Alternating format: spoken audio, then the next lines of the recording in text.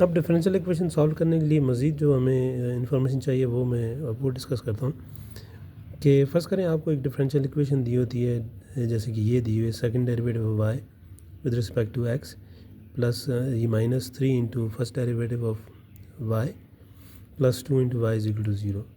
तो इसका जो सोल्यूशन है वो जैसे कि ये दिया हुआ है Y is equal to E raise to x plus E raise to 2x। इसका मतलब ये होता है कि डिफरेंशियल इक्वेशन सॉल्व करने का कि हमने एक्चुअली ये फंक्शन मालूम करना होता है। इस केस में चूँकि हमें ये फंक्शन दिया हुआ है, इसलिए हमने सिर्फ ये देखना है कि आया ये इसका सोल्यूशन ऊपर वाली डिफरेंशियल इक्वेशन का सोल्यूशन है या नहीं है। जब डिफरेंशियल इक्वेशन को सॉल्व करते हैं तो उसमें हम एक्चुअली ये मालूम करना चाहते हैं कि वो जो फंक्शन है जिसके डेरिवेटिव लिए हुए हैं वो फंक्शन क्या है। तो जिसका सेकंड डेरिवेटिव और उसका फर्स्ट डेरिवेटिव और उसका फंक्शन इटसेल्फ उनको किसी कांस्टेंट से मल्टीप्लाई ऐड करके रिज़ल्ट क्या रिज़ल्ट आएगी, मतलब वो फंक्शन क्या होना चाहिए कि रिज़ल्ट ज़ीरो आए। तो ज़्यादातर केस में ये एक्सपोनेंशियल फंक्शन और साइन कोसाइन फंक्शन ऐसे होते हैं कि इनके डेरिवेटिव भी वही होते हैं, तो उनको ऐड सबट्रैक्ट करके ज़ीरो लाया जा सकता है, या कोई और इक्वालिटी लिखी हो तो वो आ सकती है। तो अब हम सिर्फ ये देखना चाह रहे हैं कि ये जो डिफरेंशियल ये जो फंक्शन है ये इसका सोल्यूशन है या नहीं, तो हमने इसको इसमें सब्स्टिट्यूट करना है। वाई ये दिया हुआ इक्वेशन 1 में हमें सोल्यूशन दिया हुआ है कि सोल्यूशन ये है और डिफरेंशियल इक्वेशन ए है। हमने क्या करना है, इक्वेशन 1 का डेरिवेटिव लेना है, क्योंकि यहाँ पे एक डेरिवेटिव भी हमें चाहिए। तो इसका डेरिवेटिव लिया तो D Y by D x is equal to E X का डेरिवेटिव ई एक्स ही होता है plus E raise to 2x का derivative E raise to 2x के साथ एक्सपोनेंट का डेरिवेटिव लें तो वो एक्चुअली 2 आता है, तो 2 से मल्टीप्लाई करना होता है। फिर इसी फंक्शन का एक दफ़ा फिर डेरिवेटिव लें तो वो सेकंड डेरिवेटिव हो जाएगा डी स्क्वायर वाई और डी एक्स स्क्वायर, इस तरीके से लिखते हैं इसे। तो ई एक्स का डेरिवेटिव ई एक्स ही है प्लस अब 2 कांस्टेंट है बाहर चला जाएगा, तो derivative of E raise to 2x दोबारा 2 into E raise to 2x है, तो 2 से मल्टीप्लाई होगा तो 4 हो जाएगा। तो हमारे पास 1 2 3 ये इक्वेशन है, इनको हमने सोल्यूशन में डालना है, जो डिफरेंशियल इक्वेशन में डालना है। तो जब मैं सेकंड डेरिवेटिव ये लिखा हुआ है -3 इंटू फर्स्ट डेरिवेटिव वो ये लिखा हुआ है प्लस 2 इंटू वाई, तो प्लस 2 इंटू जो एक सोल्यूशन था जो हमें गिवन था वो ये है। इन सब को जब हम ऐड सब्ट्रैक्ट करेंगे तो आखिर में हमें ये 0 इज इक्वल टू 0 आ जाएगा, जिसका मतलब है कि वाकई जो ये जो सोल्यूशन है वाई ये इस डिफरेंशियल इक्वेशन का सोल्यूशन है।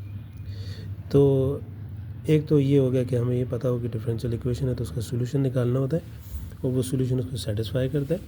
दूसरी इसमें जो फर्दर एक और चीज़ है वो ये है कि बाज़ दफ़ा हमें इनिशियल कंडीशन दी होती है, तो इनिशियल कंडीशन दी होती है तो हमने ये देखना होता है कि वो डिफरेंशियल इक्वेशन का सोल्यूशन में वो कांस्टेंट क्या है। जैसे कि बहुत सारे, जैसे कि ये एक फर्स्ट करने दिया हुआ है, एक फंक्शन दिया हुआ है वाई इज इक्वल टू या f f x is equal to x plus c. तो एक लीनियर फंक्शन है, यानी y is equal to x linear graph है और सी उसका वाई इंटरसेप्ट है। तो सी की वैल्यू कुछ भी हो सकती है, तो ये इसको हम कहते हैं ये y is equal to x plus c.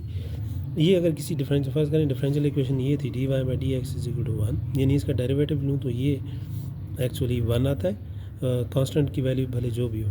तो अगर आप इसको देखें तो हम ये कहेंगे कि ये डिफरेंशियल इक्वेशन का जो सोल्यूशन है वो जनरल सोल्यूशन है, क्योंकि इसमें सी की वैल्यू मालूम नहीं है।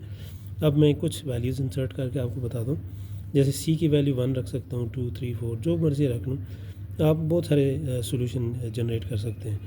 तो ये जो है जनरल सोल्यूशन है जिसमें सी की वैल्यू मालूम नहीं है, लेकिन जो इस डिफरेंशियल इक्वेशन को सेटिस्फाई करेगा वो इस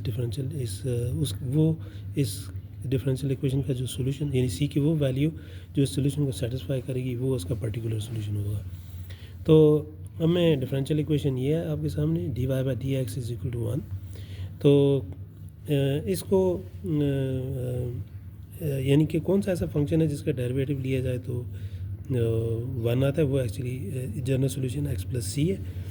तो आपने अब क्या करना है कि डिफरेंशियल इक्वेशन भी दी हुई है, सोल्यूशन भी दिया हुआ है, और सारी बात है इसके लिए जो चीज़ हमें चाहिए वो इनिशियल कंडीशन है। तो इनिशियल कंडीशन इस तरीके से दी होती है कि y of 2 is equal to 3, यानी y ऑफ 2 का मतलब है ये एफ एफ एक्स है, और ये एफ एफ एक्स का मतलब है कि x की वैल्यू दी हुई है, तो और जो रिज़ल्ट है वो y की वैल्यू है, यानी x वैल्यू जो है वो 2 है और हाइट या y वैल्यू 3 है, एफ एफ एक्स जिसको हम y कहते हैं।